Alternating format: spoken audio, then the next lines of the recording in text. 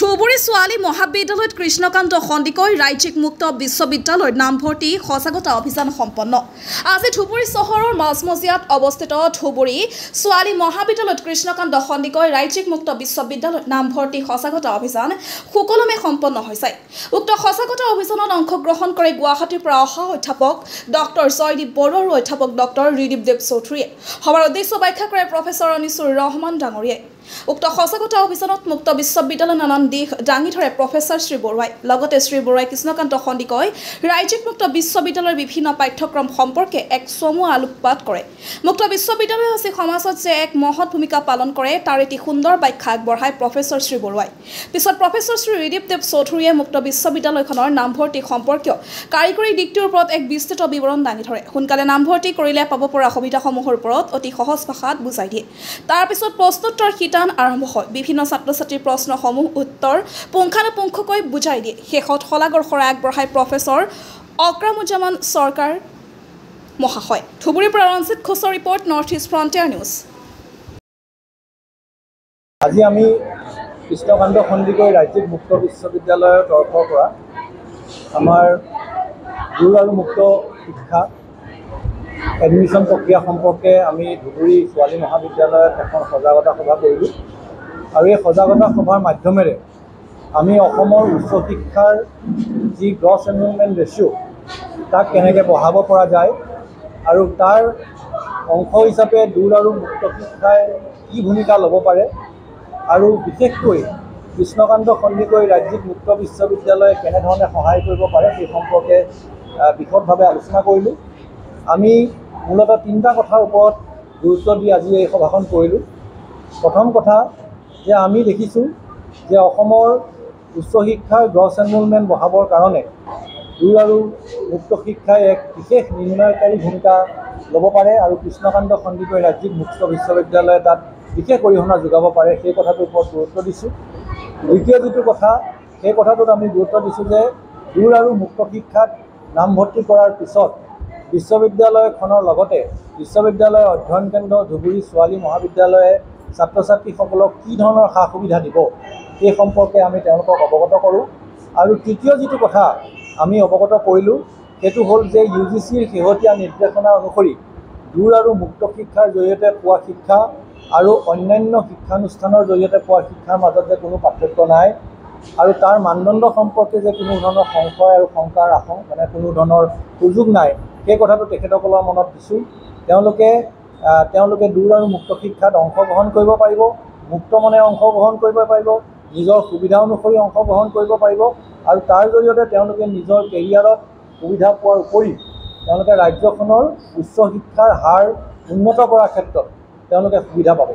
এই গোটেই কথাখিনি আমি বিশদভাৱে আলোচনা কৰিছোঁ আৰু এই ক্ষেত্ৰত ধুবুৰী ছোৱালী মহাবিদ্যালয়ে এক বিশেষ ভূমিকা লোৱা বুলি আমি জানিব পাৰি বিশ্ববিদ্যালয়ৰ ফালৰ পৰা আমি তেখেতসকলক অভিনন্দন জনাইছোঁ আৰু আমি আশা কৰিছোঁ যে তেখেতসকলে অনাগত দিনত আমাৰ যি এডমিশ্যন প্ৰক্ৰিয়া চলি আছে অহা 31 আগষ্টলৈকে এই পৰ্যায় চলি থাকিব, তেওঁলোকে এই নামভৰ্তি প্ৰক্ৰিয়াত আৰু দুগুণ উৎসাহেৰে তেওঁলোকে যাতে অংশ লয় আৰু আমাৰ এই বাৰ্তা যাতে তেওঁলোকে বিভিন্নজনক বিয়পাই দিয়ে সেই সম্পৰ্কে তেওঁলোকক অনুৰোধ কৰিছোঁ আৰু তেওঁলোকৰ কৰ্তৃপক্ষই সেই সম্পৰ্কে সন্মতি দিছে আৰু তাৰ কাৰণে আমি সকলোকে ধন্যবাদ জনাইছোঁ আৰু আশা কৰিছোঁ যাতে এই বাৰ্তা আপোনালোকৰ জৰিয়তে অসমৰ সকলো ৰাইজে যাতে পায় তাকে আমি কামনা কৰিছোঁ। গ্ৰামাঞ্চলত কিবা পৰিকল্পনা কৰিছে নেকি এনেকুৱাধৰণে এৱাৰনেছ কৰিবলৈ? আমাৰ বিভিন্ন সময়ত এই ধৰণৰ আমাৰ এৱেৰনেছ চলি আছে।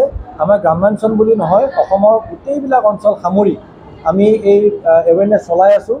আপোনালোকে জানে যে বিশ্ববিদ্যালয়খনে একমাত্ৰ আজি 1 বছৰ আগলৈকে একমাত্ৰ এটাই ৰিজনেল চেণ্টাৰ আঞ্চলিক কেন্দ্ৰ আছিল যোৰহাটত।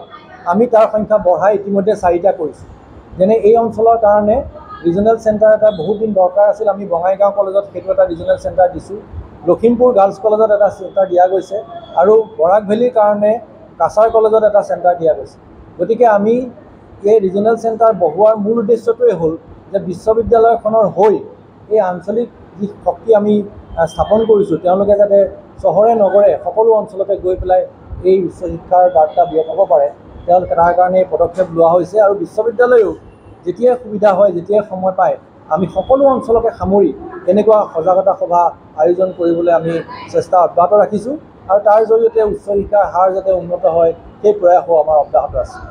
আজিৰ অনুষ্ঠানটো আমাৰ কে হেণ্ডিক ষ্টেট ওপেন ইউনিভাৰ্চিটিৰ এডমিশ্যন কমিটিৰ যিজন chairman doctor Joydeep Baruah sir আৰু ডক্টৰ ৰিদীপ দেৱ ছাৰ তেখেতসকলে আজি এটা প্ৰগ্ৰাম কৰিম বুলি আহিছে। এইটো হ'ল এডমিশ্যন এৱাৰনেছ কেম্পেইন আৰু গ্ৰছ এনৰলমেণ্ট ৰেচিঅ'টো আমি কেনেকৈ এনহেঞ্চ কৰিব পাৰোঁ, কেনেকৈ বঢ়াব পাৰোঁ, ইয়াৰ ওপৰত আজি এটা ৱৰ্কশ্বপ পতা গৈছে। এডমিশ্যন এৱাৰনেছ হিচাপত আমি ছ'চিয়েল মিডিয়া প্লেটফৰ্ম যিটো আছে, ছ'চিয়েল মিডিয়া প্লেটফৰ্ম আমি ইউজ কৰি আছোঁ। আমাৰ K Handique study centre Dhubri girls কলেজৰ এটা ফেচবুক পেজ আছে। ফেচবুকৰ মাধ্যম দি আমি যথেষ্টভাৱে ইয়াৰ প্ৰচাৰ চলাইছোঁ। আমাৰ ইনষ্টাগ্ৰাম পেজো আছে। ইনষ্টাগ্ৰামৰ জৰিয়তেও আমি বহুত সঁহাৰি পাইছোঁ আমি ষ্টুডেণ্টৰ ফালৰ পৰা। বহুত ষ্টুডেণ্ট চুকে কোণে যিবিলাক আছে, এই ষ্টুডেণ্টবিলাক আমাৰ থ্ৰু ছ'চিয়েল মিডিয়াত যথেষ্ট প্ৰায় আমাৰ এই বছৰ আমাৰ এইটো ছেমিষ্টাৰ 2024 জুলাই ছেশ্যন যিটো আছে, আমাৰ অলমষ্ট এই এটা মাহতে 150 ষ্টুডেণ্ট আমাৰ এনৰলমেণ্ট পালোঁ আমি। চেণ্টাৰ MA প্ৰগ্ৰাম চলি আছে আৰু ছ'চিয়েল মিডিয়াৰ জৰিয়তে সিহঁতে আহিছে। যিহেতু নিউ এডুকেশ্যন পলিচি 2020ৰ যিটো কোৰ্ছ কাৰিকুলাম আৰু যিটো এটা নিউ এডুকেশ্যন পলিচিৰ যিটো পলিচি ফ্ৰেমৱৰ্ক, যিটো এডুকেশ্যন ফৰ অল হ'ব লাগে, এডুকেশ্যন কাৰো কাৰণে ড্ৰিম হৈ থাকিব নালাগে। গতিকে এডুকেশ্যন ছিষ্টেমটো যথেষ্ট ফ্লেক্সিবিলিটি আনিছে। ইউনিভাৰ্চিটি গ্ৰাণ্টছ কমিশ্যনে যিটো কোৰ্ছ কাৰিকুলাম ডিজাইন কৰিছে, বহুত ড্ৰপ আউট ষ্টুডেণ্ট আছে হায়াৰ ছেকেণ্ডেৰী পাছ কৰি পেলাই বিভিন্ন কাৰণত ছ'চিয়েল বেৰিয়াৰ্ছে হওক বা ফাইনেন্সিয়েল বেৰিয়াৰ্ছে হওক, বহুত বেৰিয়াৰ্ছৰ কাৰণে সিহঁতে ডিগ্ৰীবিলাক ল'ব পৰা নাই। কিন্তু এতিয়া অ'পেন এণ্ড ডিষ্টেঞ্চ লাৰ্ণিং ছিষ্টেমটো এনেকুৱা এটা সুবিধা আনিছে, এতিয়া ডিগ্ৰীটো মানে চবৰ কাৰণে, এডুকেশ্যন চবৰ কাৰণে এতিয়া সম্ভৱ হৈ পৰিছে। আজি ইয়াতে এটা অনুষ্ঠান হৈ গ'ল আমাৰ কে হেণ্ডিক মুক্ত বিশ্ববিদ্যালয়।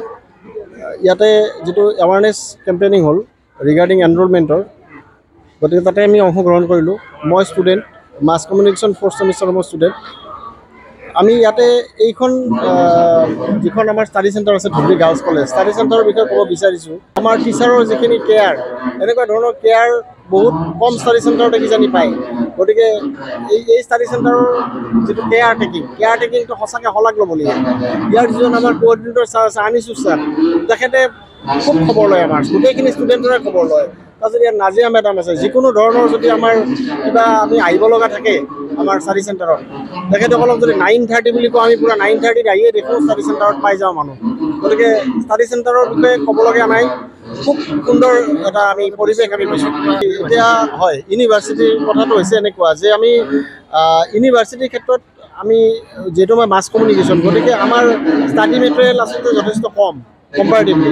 আমি মডেল নাপাওঁ। বাকী ছাবজেক্টবিলাকৰ মডেল আছে, কিন্তু মাছ কমিউনিকেশ্যন মডেল নাথাকে। গতিকে এই ক্ষেত্ৰত কি হয়, আমি আমাৰ ওপৰত আমাৰ গুৱাহাটীৰ লগত কথা পাতি আমি এইটো ছল্ভ কৰিব লগা হয়। বাকী ষ্টাডি চেণ্টাৰৰ কিন্তু আমাৰ ছাপৰ্টটো যথেষ্ট। তেখেতে আমাৰ কাউন্সেলিং কৰি থাকে, প্ৰতি সপ্তাহে কাউন্সেলিং কৰে ষ্টাডি চেণ্টাৰ।